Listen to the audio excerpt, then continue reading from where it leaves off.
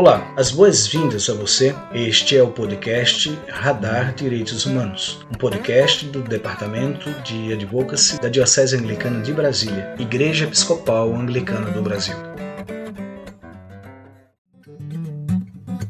Olá pessoal, me chamo Rodrigo Espiuca, sou clérigo da Diocese Anglicana de Brasília e falo em nome do Departamento de Advocacy da nossa Diocese.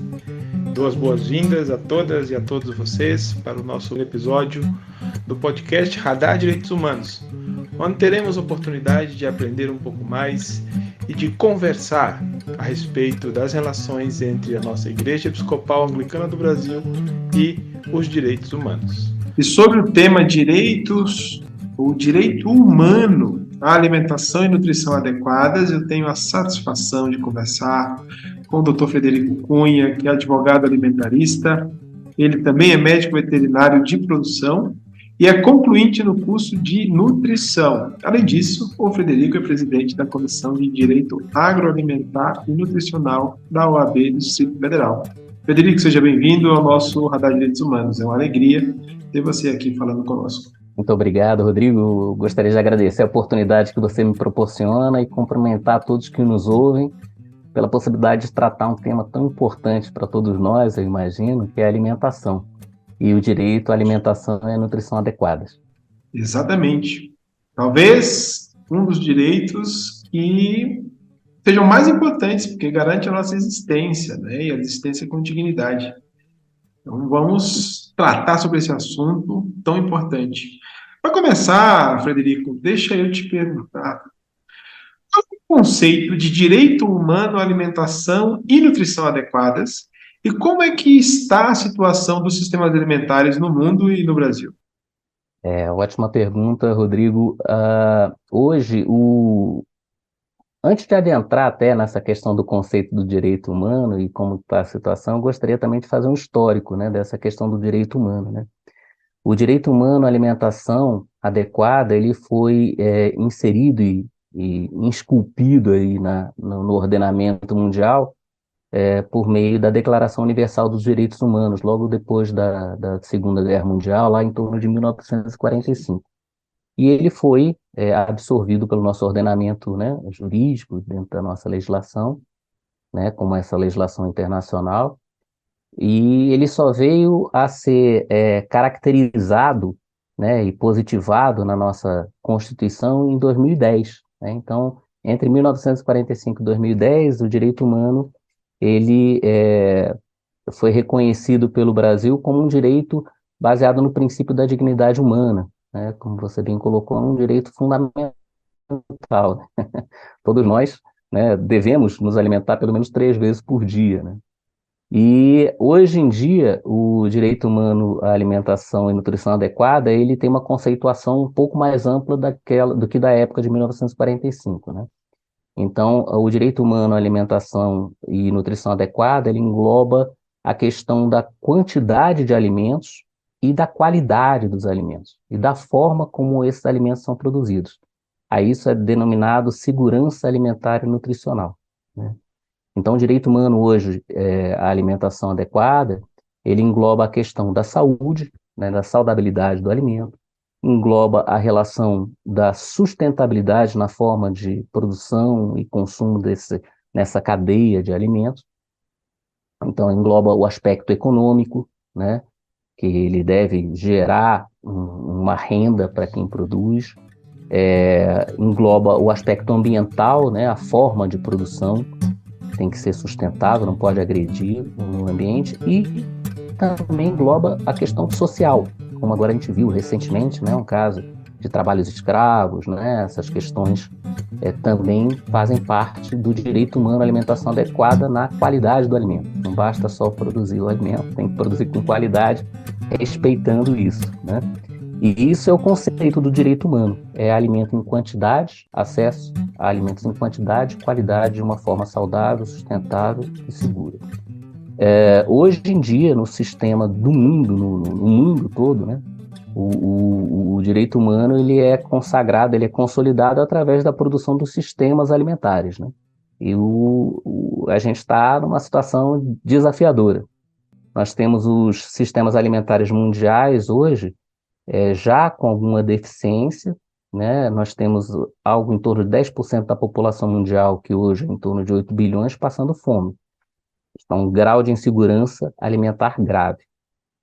E temos que aumentar a nossa produção para poder suprir essas pessoas e outras que vão vir até 2050, que calcula-se vai ter 10 bilhões de habitantes no mundo, para que nós possamos suprir todos os habitantes, né, e garantir a segurança alimentar para todos. Então, a gente tem esse desafio enorme pela frente, né, e no Brasil também a situação está também muito melhor, muito diferenciada, não, né? No Brasil, a gente tem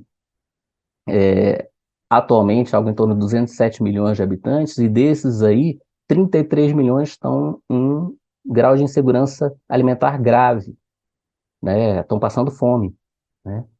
Infelizmente. 125 milhões mais ou menos de brasileiros, mais da metade, tem algum grau de insegurança, ou essa pessoa, essa insegurança pode ser leve ou moderada, e essa pessoa pode não estar comendo todas as refeições que deveria comer, pode não estar tendo a ingesta de caloria, né, de nutrientes que deveria ter, de proteínas, né, pode estar obesa e subnutrida, né, a que a gente chama de fome oculta. E, por outro lado, a gente tem 96 milhões de brasileiros que estão com sobrepeso, né, e quase 27% da população adulta é obesa. E aí a gente tem um paradoxo: nós somos um dos maiores exportadores de alimentos do mundo, né? Então, tem algo errado nessa equação, né, da questão do sistema alimentar brasileiro, que é o que a gente deve enfrentar na busca da concretização do direito humano à alimentação adequada. Frederico, e o que é alimentarismo? E qual é a sua relação com o direito humano à alimentação e nutrição adequadas aqui no Brasil? Bom, diante dessa situação, né, que eu relatei para você, eu idealizei um conceito, né, que é um conceito que eu trago também dos Estados Unidos, daquele que foi idealizador do conceito do agronegócio, né, mas que ele vem revisitando o conceito agora, chama-se Ray Alan Goldberg, esse professor da Harvard Business School, e ele fala de um conceito atual denominado cidadania alimentar. Então, eu trago esse conceito de cidadania alimentar, que é essa produção da segurança alimentar e nutricional dentro da órbita do Brasil. E aí eu conceituo esse movimento, dessa busca, desse equilíbrio do nosso sistema alimentar brasileiro de alimentarismo. Então, todos aqueles que se envolvem nessa produção da cadeia, nessa cadeia de produção que parte lá dos insumos, né, das sementes, dos fertilizantes, que vai pela produção agropecuária dentro da fazenda, que passa depois pelo processamento, na produção de agroindústrias, alimentos, e depois vai para a distribuição, que são os atacados, os varejos, os atacarejos, os food services, que chegam até o consumidor. Todos esses que trabalham nessa cadeia, prestando serviços, consultorias, ou dentro dessa própria cadeia de produção, são alimentaristas. Eles têm essa ocupação de promover a cidadania alimentar, né? Então, o alimentarismo é isso, é um movimento que agrega as pessoas, que busca adequar o nosso sistema alimentar brasileiro para que essa produção e o fluxo até o consumo garantam alimentos seguros, saudáveis, sustentáveis e em quantidades suficientes para todos os cidadãos, concretizando o direito humano à alimentação adequada. E como a sociedade civil, e assim, né, a sociedade civil, as organizações religiosas podem colaborar na concretização do direito a uma alimentação segura, saudável e sustentável, Frederico? Isso é importante, Rodrigo. Nós temos três envolvidos principais nesse nosso sistema alimentar brasileiro, para fazer a comida chegar até onde nós consumimos e depois também, né? E são três players, três envolvidos principais. O Estado, né, que ele atua regulando, né, essa cadeia de produção, fazendo normas, regulamentos sanitários, de distribuição, tributando, né, facilitando crédito agrícola, participando também nas questões de abastecimento, né, fazendo as reservas, né, em estoques. Nós temos as empresas e empreendedores, aqueles que prestam serviço nessa cadeia, que fazem essa cadeia girar, esse sistema girar, seja na produção de insumos, seja na produção agropecuária, seja na agroindústria, seja na distribuição logística. Imagina a logística para poder distribuir em 5.700 municípios, chegar a comida. A gente teve a pandemia e continuou, então foram as empresas realmente que fizeram isso, né? E a sociedade civil. A sociedade civil são todos, né? Inclusive aqueles que estão nas empresas no Estado, né? E dentro dessa sociedade civil, a gente inclui as ONGs, a gente inclui as associações e as organizações religiosas, né? Então, qual a importância da organização religiosa? Bom, primeiro que as organizações religiosas, em geral, possuem uma capilaridade muito grande, né? Onde tem uma comunidade, um município, sempre tem algum grupo ou alguma organização religiosa ali atuando, né? Nesses 5.700 municípios. E elas são um polo agregador dessa comunidade, né? E eles, em geral, as associações, as organizações religiosas têm uma profunda potencialidade para promover aquilo que nós denominamos de educação alimentar e nutricional. Então, reunir comunidades para poder ensinar sobre alimentos, da forma de aproveitamento de alimentos, em comunidades rurais, a forma de plantio, né, a troca de saberes, né, que existem nessas comunidades é muito grande. Então, isso daí é uma forma de você promover a segurança alimentar e nutricional através das organizações. E também as organizações elas têm um potencial para prestar o suporte assistencial, né? Oferecer cestas básicas, buscar na comunidade as famílias que estão em estado de vulnerabilidade, né? Ir até essas famílias, porque a fome ela tem uma questão, sabe, Rodrigo? Que a fome é um tabu. As pessoas que passam fome, elas normalmente passam fome caladas, porque elas têm vergonha de confessar que estão em fome. E as organizações religiosas elas têm essa potencialidade de acolher, de ouvir e de promover essa assistência, né? De quebrar esse tabu. Então elas são fundamentais, né? Até esse acolhimento da palavra, né? Como diz aquela passagem, pois nem só de pão vive o homem, né? Então até esse acolhimento é fundamental para que nós possamos atingir esse grau de capilaridade, né? Nas cidades, nos meios urbanos, nós vemos muito isso, nós chamamos de desertos alimentares, né? Comunidades carentes que estão passando fome e você não vê nenhum tipo de assistência. Então, as organizações religiosas elas são fundamentais nesse papel. Frederico, recentemente o Brasil passou por um processo de reestruturação política. Então, tivemos aí a salutar, desejável, importante alternância no poder político no nosso país. E, consequentemente, isso acarreta mudanças nas políticas de governo como um todo, né? A tua descrição do alimentarismo me parece que se aproxima muito com a política de Estado, em que o Estado determina decisões e planejamento e, obviamente, implementação desse planejamento em prol de uma determinada política para satisfazer um direito humano, um direito social, como é o direito à alimentação.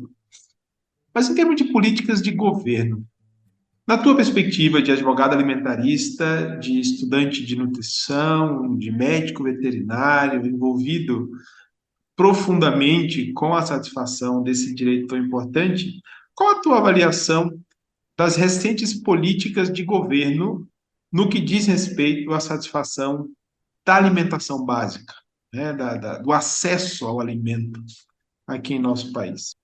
Essa é uma pergunta desafiadora, né? Mas, na verdade, o que nós temos, e eu percebo isso dentro daquilo que foi o processo de produção de alimentos até a data mais recente, é que houve dois momentos principais de rupturas, né? De mudanças, né? No rumo das políticas alimentares e, por consequência, as políticas públicas de abastecimento e de produção. Um primeiro, ele foi marcado no momento de 2017, 2016, 2017, onde houve até 2019, onde houve uma transição e houve um exaurimento do modelo anterior, principalmente dos conselhos de segurança alimentar e nutricional que existiam, que em 2019 eles foram abolidos, né? Então isso faz parte de uma política de distribuição, essa que nós estamos conversando, né? E que tinha tirado anteriormente o Brasil do mapa da fome mundial. Essa era uma estrutura que iniciou um pouco antes de 2006 e iniciou na realidade na época do governo do Fernando Henrique, né? Com algum critério assistencialista, e veio sendo desenvolvido até 2019, onde houve essa ruptura. Nesse momento, houve um incentivo na produção de alimentos, principalmente alimentos destinados à exportação, e a gente denomina como commodities, né? E aí houve um grande desenvolvimento nesse segmento, e aí houve um direcionamento das políticas de produção, um incentivo para a produção de commodities, para que pudéssemos fazer o equilíbrio na balança comercial de exportação e importação. E realmente fizemos, né? E agora eu vejo que está havendo uma nova retomada, uma mudança de novo no modelo, retomando as questões relativas à produção de alimentos para a alimentação do mercado interno, né? Então, o que eu visualizo é que há uma alteração nas políticas conforme os governos.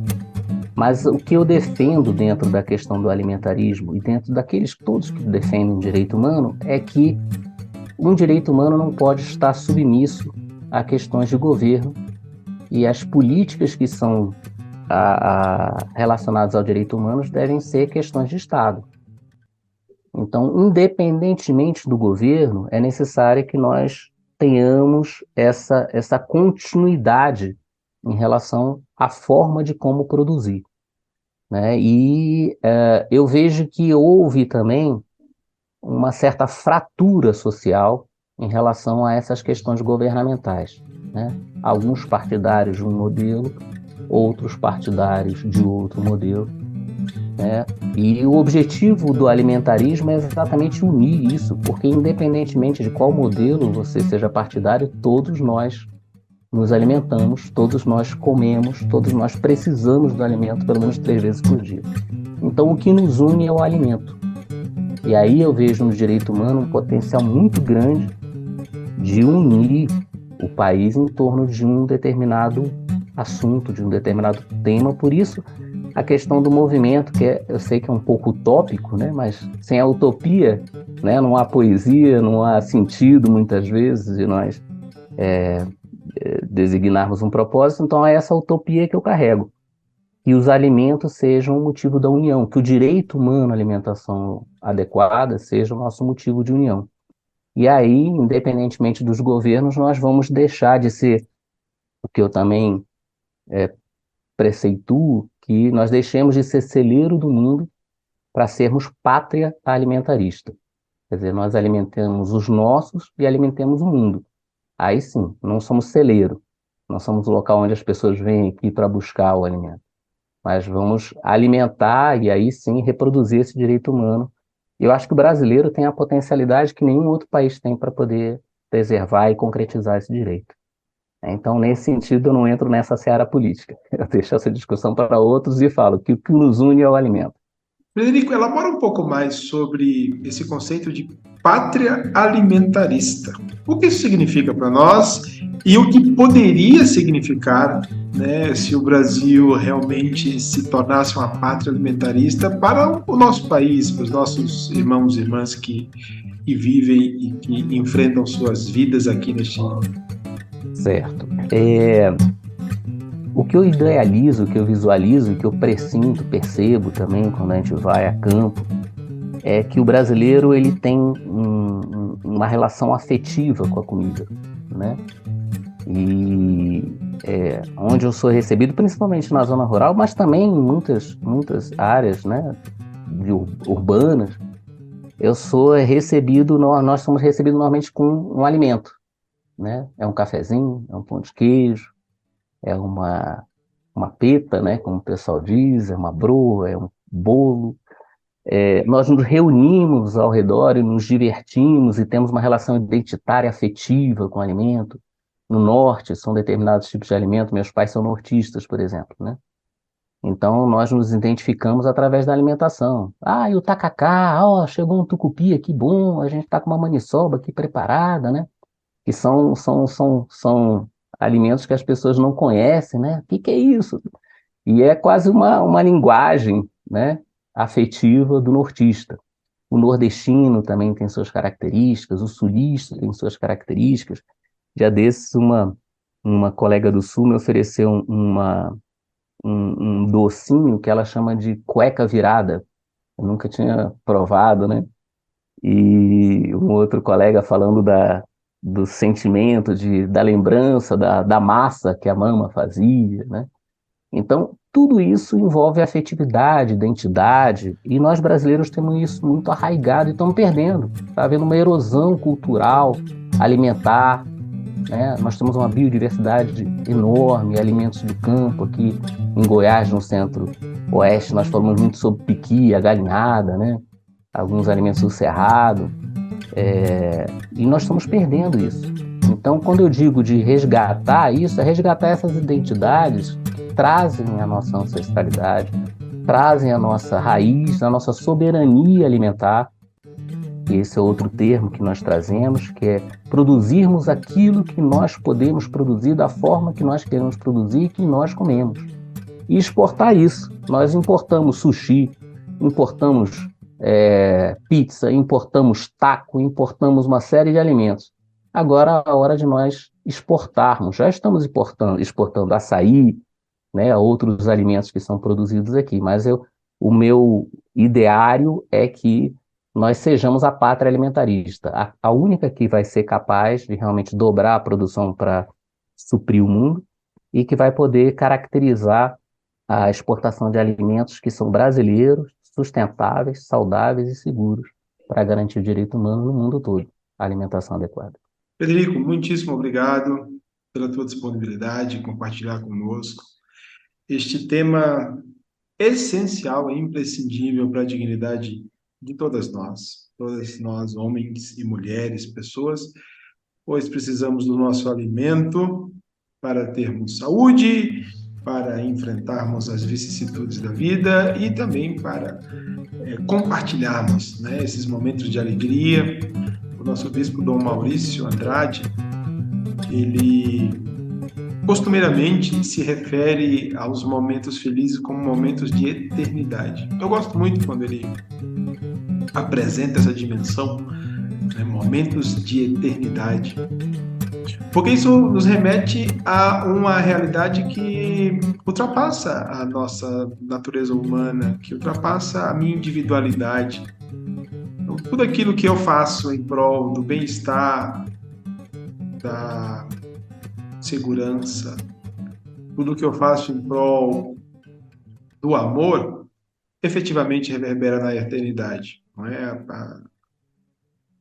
Então, muito obrigado, querido. Foram momentos de eternidade, esse momento de diálogo, né? Te agradeço em nome da Diocese Anglicana de Brasília e te devolvo a palavra para as tuas considerações finais. Ótimo, Rodrigo, eu agradeço. Eu espero outros momentos de encontro, preferencialmente, quem sabe, ao redor de uma mesa, né? Nós possamos também comemorar e celebrar essa comensalidade que o alimento promove. E eu gostaria também de deixar uma convocação às mulheres, né, que hoje elas são fundamentais nesses sistemas alimentares. A gente precisa fazer a revolução com a participação feminina, né? Eu preceituo que a alimentação é feminina, né? A alimentação tem essa nova revolução, ela tem que ter a suavidade da mulher sendo condutora desse tipo de protagonismo nessa revolução que a gente está se propondo. Então, convido todas as mulheres que tiverem interesse também em participar, para poder adentrar nesse movimento alimentarista, e coloco um contato, se você me permitir, Claro. No Instagram. Vocês poderão também encontrar o trabalho que a gente está desenvolvendo. O Instagram meu é @frederico.j frederico.fad de dado C, frederico.fadc, e no LinkedIn também vocês podem encontrar artigos que eu produzo, que é Frederico Cunha ADV. Cunha ADV, tudo é só um A, né? Então, fico à disposição para conversarmos sobre o assunto quando você determinar e sempre preferencialmente ao redor de uma mesa. Eu envio minhas saudações alimentaristas a todos que nos ouvem e mais uma vez agradeço, desejo saúde e sucesso. Eu sou o Rodrigo Spiuca, você ouviu o podcast Radar Direitos Humanos, produzido pela Diocese Anglicana de Brasília, e sobre o direito humano à alimentação e nutrição adequadas. Eu tive a satisfação de conversar com Frederico Cunha, advogado alimentarista, médico veterinário de produção, concluinte do curso de nutrição e presidente da Comissão de Direito Agroalimentar e Nutricional da OAB-DF. A você que nos ouve, eu desejo saúde e paz. Nos encontramos no próximo episódio. E é isso por hoje, pessoal. Fiquemos na paz e até a semana que vem. Este foi o podcast Radar Direitos Humanos, da Diocese Anglicana de Brasília, Igreja Episcopal Anglicana do Brasil. Produção e apresentação, Reverendo Rodrigo Spiuca. Edição do Reverendo Isaías Torquato e direção-geral do Bispo Maurício Andrade. Se você quiser entrar em contato conosco, você pode nos encontrar pelas mídias sociais, no Spotify, no Google Podcast e no agregador de podcast de sua preferência, e pela hashtag Radar Direitos Humanos. Até o nosso próximo encontro.